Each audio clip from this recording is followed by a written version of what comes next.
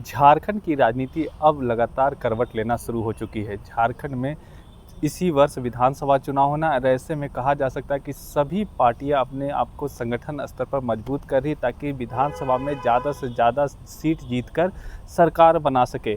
इसी क्रम में आज आजसू पार्टी में एक मिलन समारोह का आयोजन किया गया, जिसमें आईएएस रहे राजीव कुमार सिंह आज आजसू पार्टी का दामन थामा।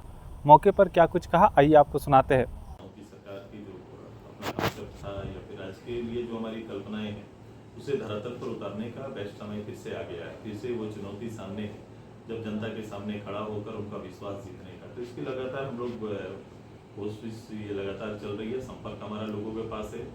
जिससे सरकार जो स्थापित है, आप देख रहे हो स्थापित सरकार का एजेंडा कैसे कैसे बदलता है। लोगों के बीच में वादा खिलाफी किस रूप से लोग कर सकते हैं, किस हद तक लोगों को धोखा दे सकते हैं।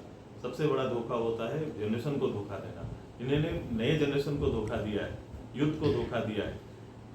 नौकरी के नाम पर आने वाली, नियोजन के नाम पर आने वाली मूलतः फोकस क्या था सरकार का कि मैं आऊँगा 5 लाख नौकरी दूंगा। कभी भी लोगों को ये लगता है कि गवर्नमेंट के आने वाले मुखिया या प्रमुख अगर ये बात को बोल रहा है तो उसको बहुत महत्व देते हैं। अगर ये महत्व देकर लोगों ने अपना समर्थन इनको देने का काम किया था कि जितने भी जो सरकारी अर्ध सरकारी रूप से काम करने वाले जो अलग अलग जैसे पारा टीचर हो, सैया हो, अलग अलग जो काम कर रहे हैं, इन सभी को प्रमोट करने का और समतुल्य, सबसे बड़ा आकर्षण क्या इन्होंने बनाया था कि मैं समतुल्य वेतन दूंगा। काम का एक काम का समान वेतन का जो बात और चर्चा की थी, आज देखो कहाँ पर है वो।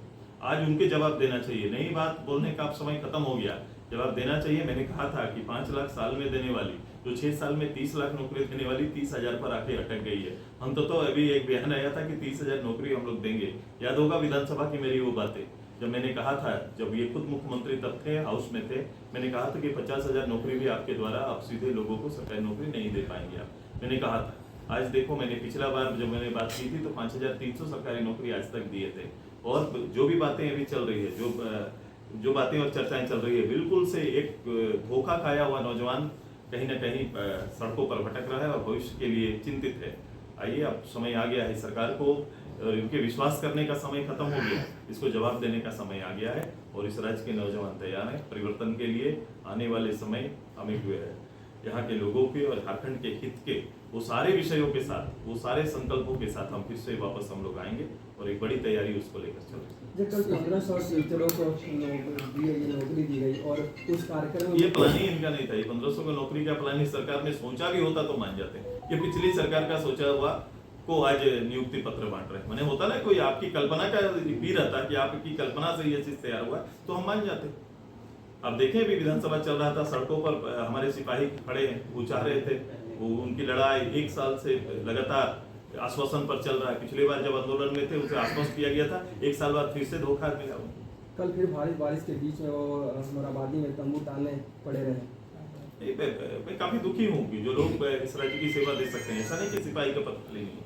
हम अगर आगे जाएंगे तो कई सिपाहियों की पद खाली है जो भर्ती में मुझे आना है। मेरे पास रिजर्व ऐसे सिपाही हैं जिसे एक वर्ल्ड ट्रेनिंग देके, अच्छा ट्रेनिंग देके, एक अनुभव उनके साथ है। उनको नियोजन खाली मात्र करना है। नियोजन कर लेंगे तो कम से कम खड़ा होकर संख्या तो बता पाएंगे, नहीं तो संख्या 1 महीने के बाद क्या बताएंगे। ये सरकार कह रही है कि हम 20,000 नौकरी दिए, कल ही मुख्यमंत्री ने कहा।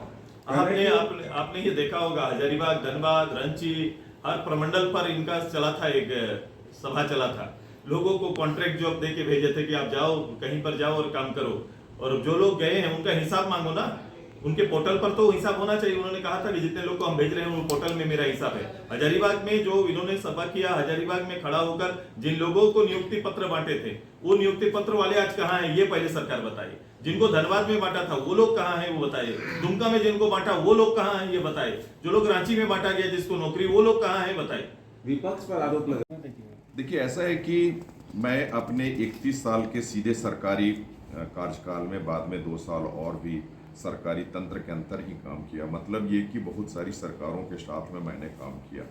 सरकार के साथ में काम करने में ये हुआ कि कौन से नेता जो झारखंड के लिए विजनरी, यहाँ के लोगों के लिए, स्थानीयता के लिए, यहाँ के जंगल जर जमीन के लिए, यहाँ के जन के लिए सोचते हैं, उनके एम्प्लॉयमेंट के बारे में, इसके संरक्षण के बारे में, राज्य को आत्मनिर्भर बनाने के बारे में। तो ऐसे में आजसू पार्टी के केंद्रीय अध्यक्ष श्री सुदेश महतो जी का नाम मेरे जहन में हमेशा रहा। मैं इनके साथ में जब कभी भी चर्चा करता था तो ये होता था कि भाई आप मछली विभाग में कार्य किए, मछली उत्पादन में इस तरह की बढ़ोतरी हुई, राज्य मछली उत्पादन में आत्मनिर्भर हुआ, हजारों हजार आदमी स्वनियोजित हुए, कई एक लोग लाखों लाख रुपया कमा रहे हैं और पूरे राज्य में जिंदा मछली उत्पादित हुई, चौक चौराहों में बिक रही है। राज्य बाहर के जो आंध्र प्रदेश से मछलियाँ आती थी उसके आवागमन कितने कम हुए ये आप लोग जान रहे हैं। तो इनके साथ में जब चर्चा होती थी कि बाकी चीज़ों में आत्मनिर्भर राज्य को क्यों नहीं बनाया जा सकता है। 79,000 स्क्वायर किलोमीटर से अधिक की भूमि, 3.5 करोड़ की जनता और 29 लाख हेक्टेयर जमीन खेती योग्य, तब हम किस की चीज़ों में आत्मनिर्भर हैं। राज्य गठन के पहले से हम सब्जी उत्पादन में आत्मनिर्भर हैं। 4 राज्यों को मैं सब्जियां यहां से भेजता रहा, हमारे किसान भेजते रहे, लेकिन अभी वो बढ़ के 14 नहीं हुए। सब्जी ठीक है, लेकिन इसके बाद आप देखिए, अगर आप समझिए तो यहाँ एक है कि चलो ठीक है, यहाँ के मटन मतलब यहाँ के जो मीट है वो बहुत दूर तक आत्मनिर्भर है, बाहर से नहीं आती है। तीसरा मछलियां हुआ, राज्य गठन के बाद कभी भी किसी ने नहीं सोचा होगा कि क्या मछली उत्पादन में राज्य आत्मनिर्भर हो सकता है।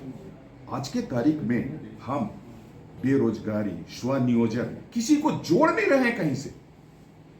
क्या ऐसा कारण है कि 56 लाख अंडा पर दिन जरूरत है झारखंड राज्य में, बने हुए इतने दिन हो गए, मेहनत कर रहे हैं, but there is no clear cut vision. ये विजन हमारे माननीय सुदेश महतो जी के पास में है, जिससे मैं प्रभावित हुआ और इस पार्टी को ज्वाइन आज कर रहा हूँ। आप लोगों का, सब लोग का शुभकामनाएं रहेगा। राज्य के युवाओं को, यहाँ के लोगों को किस तरह से लाभ मिलेगा वो माननीय सुदेश महतो जी के नेतृत्व में चलने वाले जो कार्य हैं उनमें होगा।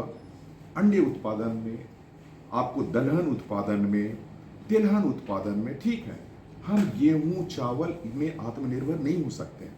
हम अपना इरिगेशन पोटेंशियलिटी कितना बढ़ा सकते हैं, लेकिन इसके अलावे आप देखो कितनी चीजें ऐसी हैं जिसमें कि बहुत कम समय में ही आत्मनिर्भर बना जा सकता है।